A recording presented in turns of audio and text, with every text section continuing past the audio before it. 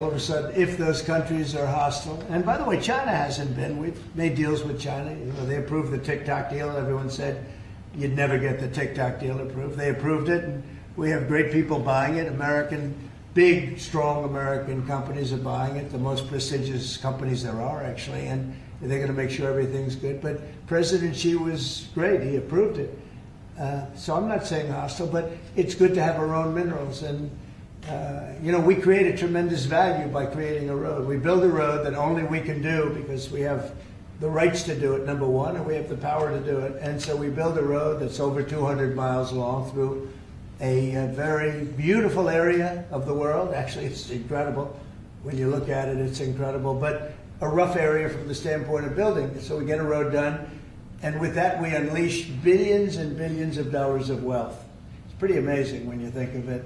And it's wealth that we need if we're going to be the #1 country. You know, we're #1 now with AI. You probably read. We're beating everybody with AI at levels that nobody ever thought even possible. And one of the reasons we are is because of energy. So our grid is old and tired, like most grids are. They get old with time. I mean, you know, the older you are, the older the grid gets, right? But I've allowed the people building AI or other plants, other types of plants, but AI in particular, because they need so much electricity, I've allowed them to build their own power.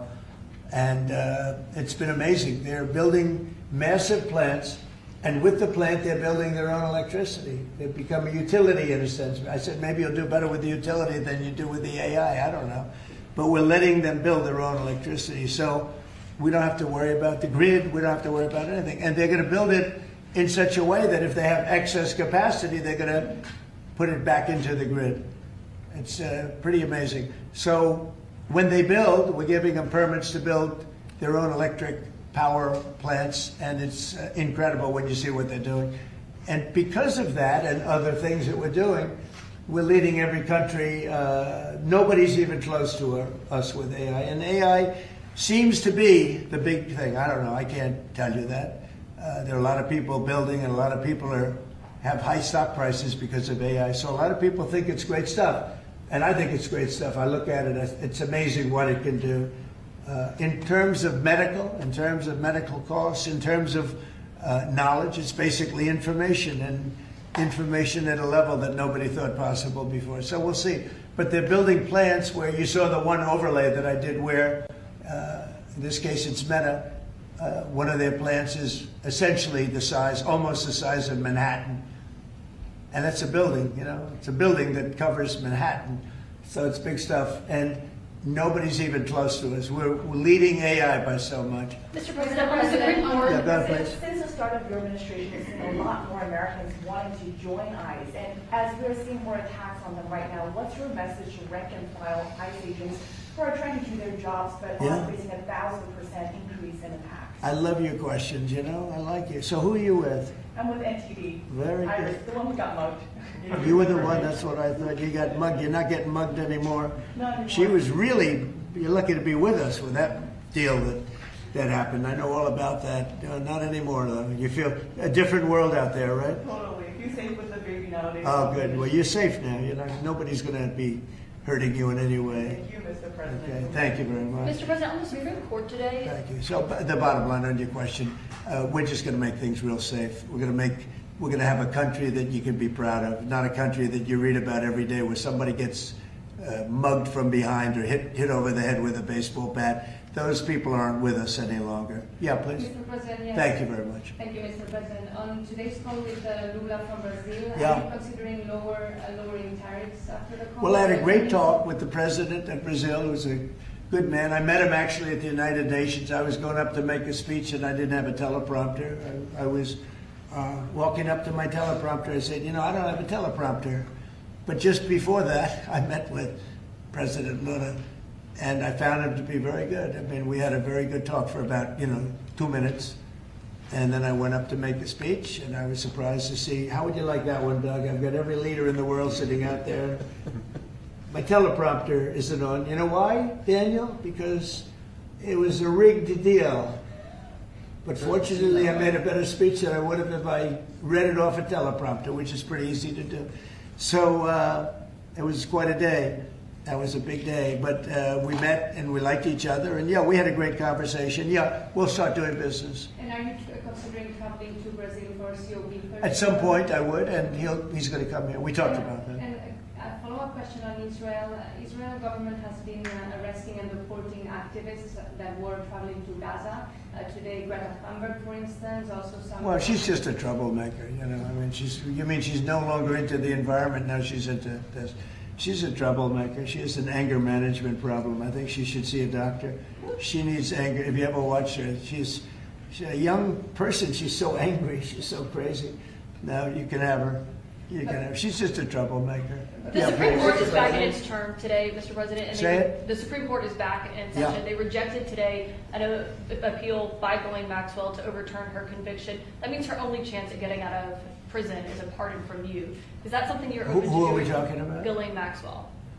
You know, I haven't heard the name in so long. I can say this, that I'd have to take a look at it. I would have to take a look. Did they reject that? She wanted to appeal her conviction, and what happened? They said that they were not going to hear her appeal.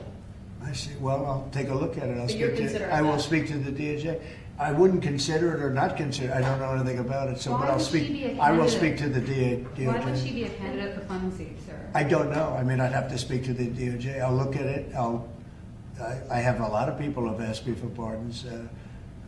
I call him Puff Daddy has asked me for a pardon. But she was convicted of child sex trafficking. Yeah, I mean, I'm going to have to take a look at it. I'd have to ask DOJ. I didn't know they rejected it. I didn't know she was even asking for it, frankly. Fly Tomahawk missiles to Ukraine, or sell them to NATO, and let them sell them to Ukraine. Yeah, I've sort of made a decision, pretty much. If you consider, yeah, I think I want to find out what they're doing with them. Yes. You know, where are they sending them? I guess I'd have to ask that question. That war should never have started, would have never started. Such bad judgment was used there. I think on both sides, by the way. But nobody looks good with the war with Russia and Ukraine. Nobody. That's been a horrible. This week they lost over 7,000 soldiers between the two of them. This is every week they're losing 7,000, 8,000, 5,000. They have a range of like 1,500 miles or something, and so they'd be able to. No, I know. No, I would ask some questions. I want to see what's. Mr. President, I'm not looking to see. I'm not looking to see escalation. Yes. And tomorrow you're meeting with the Canadian Prime Minister. What's on the agenda for that? Well, I guess he's going to ask about tariffs because a lot of companies from Canada are moving into the United States. You know, everybody's moving back into the U.S. and he's probably going to be asking about tariffs. They're losing a lot of companies in Canada. They're coming into they left here. They left here 20 years ago when presidents that sat right at this desk weren't doing their job properly. They were probably good politicians, but they weren't good at business, and they allowed these companies to leave. And all they had to do is do what I'm doing right now. And, you know, I'm not saying it's the easiest thing to do, but it is. It's effective. We're a rich country again. We're a powerful country because, you know, I've ended 7 wars. At least half of them was because of my ability at trade and because of tariffs.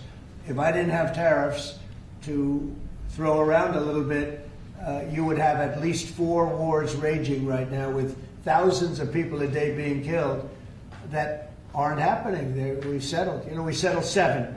We're getting close to settling 8. That would be a big one. And that's something that could happen. But so I think he's coming probably to talk about tariffs because a lot of companies are leaving Canada to come into the U.S. And they're leaving Mexico. And by the way, they're leaving China. They're leaving all over the world to come into the U.S. And would you Nobody's actually seen anything like it. Would you shift your position on tariffs in response to whatever? Well, I mean, look, my positions turned out to, everybody said I'm right. They find billions of dollars that they didn't even know they had. Recently, they said they found billions of dollars, and they couldn't understand. I said, check the tariff shelf. And they come in the next hour, they said, sir, you're right, it was from the tariffs. We're a rich, really rich country again, but more importantly, maybe influence. If I didn't have the power of tariffs, you would have at least 4 of the 7 wars raging. I use tariffs to stop wars. If you look at India and Pakistan, They were ready to go at it. 7 planes were shot down. They were ready to go at it. And then nuclear powers.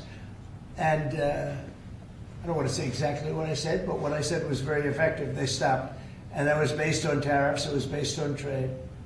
Tariffs are very important for the United States. We are a peacekeeper because of tariffs. Not only do we make, hundreds of billions of dollars, but we're a peacekeeper because of tariffs. Mr. President. Yeah. On the shutdown, Mr. President, the shutdown that occurred during your first term lasted 35 days. Yeah. How long do you expect this shutdown to go?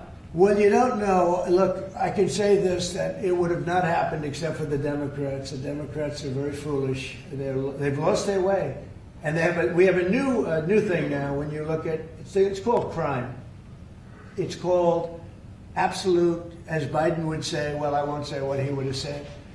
Remember when he said, it's a 3-letter word, no. Remember that one?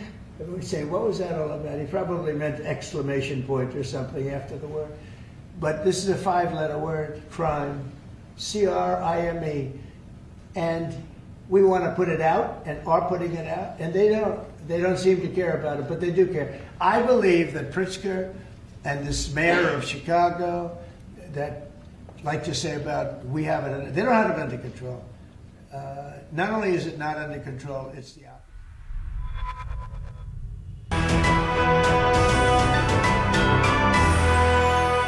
यार बहुत खा लिया है